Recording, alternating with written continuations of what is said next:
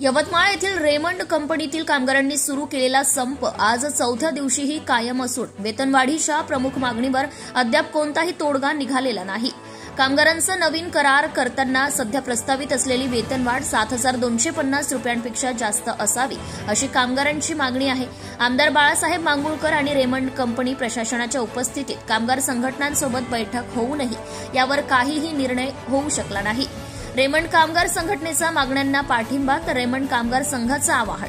काल रेमंड कामगार संघाच्या उपस्थितीत झालेल्या बैठकीनंतर मान्यताप्राप्त संघटना असलेल्या रेमंड कामगार संघटनेने कामगारांच्या मागण्यांना पूर्ण पाठिंबा दर्शवला आहे।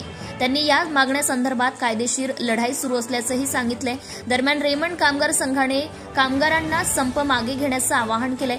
कंपनी प्रशासन आधी संप मागे घेतल्यास त्यानंतरच चर्चा करण्यास तयार असल्याची भूमिका घेत असल्याने कामगारांनी कामावर रुजू व्हावे असे संघाचे म्हणणे आहे।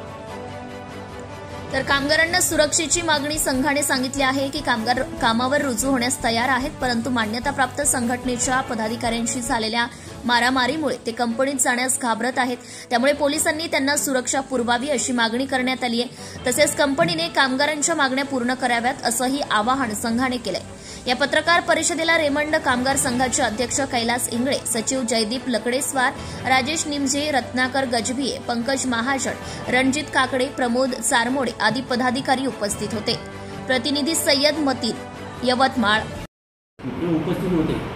आता यामध्ये जो संप चाललेला आहे, संपामध्ये ज्या कामगारांच्या ज्या मागण्या होत्या वर करार करण्यात यावा। दुसरी मागणी की हा जो संप झाला आहे यामध्ये जे नुकसान झालं आहे कुठलं असतं, पण संप झाल्यामुळं काय झालं की आमचं जे चर्चा सत्र चालू होतं ते मध्यातच खंडित झालं। बाळासाहेब पण तिथे येणार हे त्यांच्या मीटिंगमध्ये ते साहेबांनी सांगितलं होतं। हे ठरल्यानंतर काल जेव्हा मीटिंग झाली ते त्या दुसऱ्या संघटनांचा आमचा त्यांच्याविषयी द्वेष नाही, कामगारांना स्पष्ट भूमिका सांगितलेली आहे।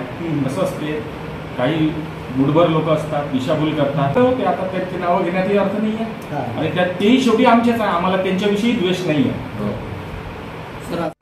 माननीय आमदार बाळासाहेब मांगुळकर यांच्या विनंतीवरून यांच्या मध्यस्थीसाठी एचआरचे आमचे वर्क डायरेक्टर श्रीवास्तव साहेब, त्याच्यानंतर पातुरकर साहेब आणि मुंबईचे एचआर हेड अधीर माने साहेब, कामगार अधिकारी काळे साहेब हे सर्वजण उपस्थित मध्ये मीटिंग झाली। या मीटिंगमध्ये संपूर्ण जे कामगारांचा लढा सुरू झालेला आहे त्याच्यावर तोडगा निघावा म्हणून याच्यासाठी मध्यस्थी भूमिका सगळे आम्ही मान्यता प्राप्त म्हणून आम्हालाही वाटतं याच्यात तोडगा निघाला पाहिजे, कामगाराचं चांगलं झालं पाहिजे म्हणून या दृष्टिकोनातून आम्ही पण रात्री 2:30 वाजेपर्यंत मीटिंग केली।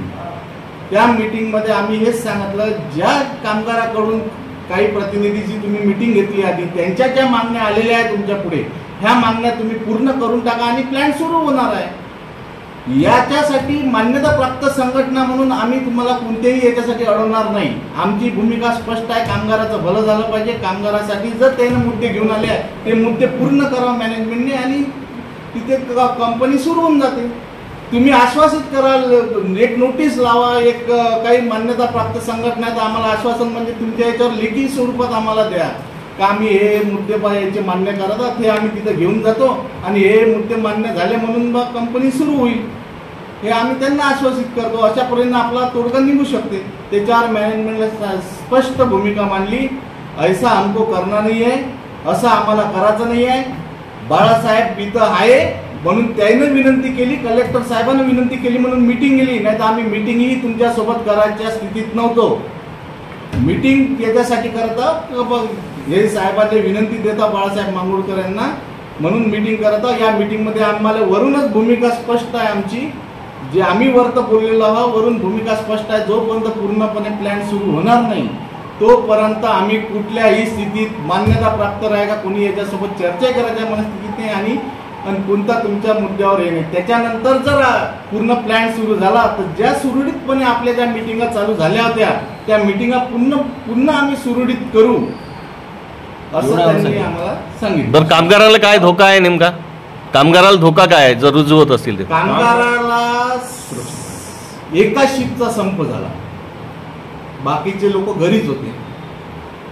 घरी आल्यानंतर कामगारच्या भ्रमात पडला का असं कसं का घडलं बा, लक्षात नाही आलं. दुपारी घटना झाली, संध्याकाळी 11 वाजता आपण ड्युटीवर येतात. मग एक का होते वातावरण भीतीचं, मारामारी झाल्या, ह्या सगळी बातमी सगळीकडे फैलली का मान्यता प्राप्त संघटनेसोबत मारामाऱ्या झाल्या.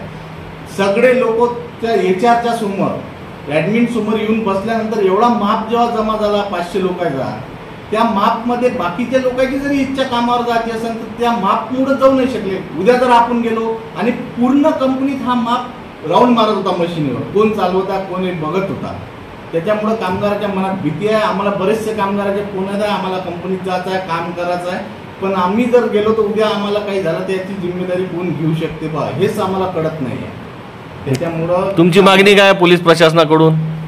आमची मागणी येत आहे, जे कामगार येत असन त्यांची सुरक्षा व्हायला पाहिजे, याची जिम्मेदारी कंपनीने घ्यायला पाहिजे. तर कंपनीत आम्ही जेव्हा कामगार काम करत आहोत तर कंपनीने एवढी जिम्मेदारी घ्यायला पाहिजे आणि याने घ्यायला पाहिजे प्रशासनाने.